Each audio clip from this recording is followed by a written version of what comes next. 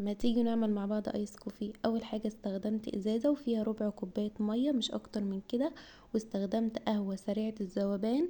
النوع ده كويس قوي، بيعمل فوم كويس، فحطيته بقى في الازازة على المية. مش هنكتر مية عشان يعمل فوم معانا. واستخدمت بقى سكر 3 معالق او حسب الرغبة، وحطيته بقى على القهوة والمية، وهنغطي الازازة ونفضل نرج فوم كويس اوي لحد ما يعمل معانا فوم. اول ما يعمل معانا فوم يبقى كده احنا خلاص خلصنا. فضلت بقى ارج كتير جدا لحد ما عمل معايا الفوم، فوقفت على طول. اهم حاجة منكترش المية عشان يعمل معانا فوم كويس.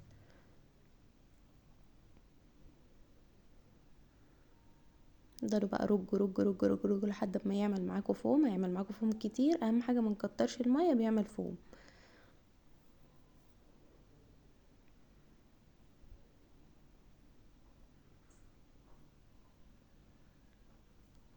هنا بقى جبت الكوبايه اللي انا هستخدمها، شايفين الفوم طلع كتير جدا وكان حلو قوي، عمل تقريبا نص الكوبايه فوم.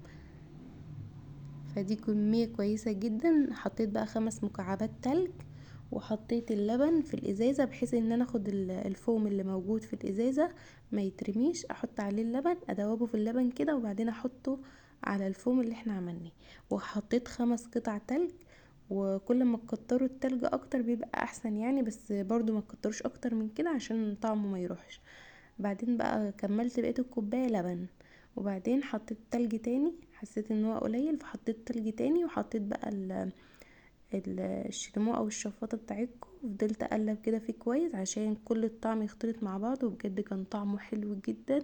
جربوه بنفس الطريقة يعجبكم قوي. ولو انت اول مرة تشوف القناة ما تنسوش تحطوا له لايك وكومنت حلو برأيكم وشجعوني اكتر. وبس كده، هستنى رأيكم في الكومنتات.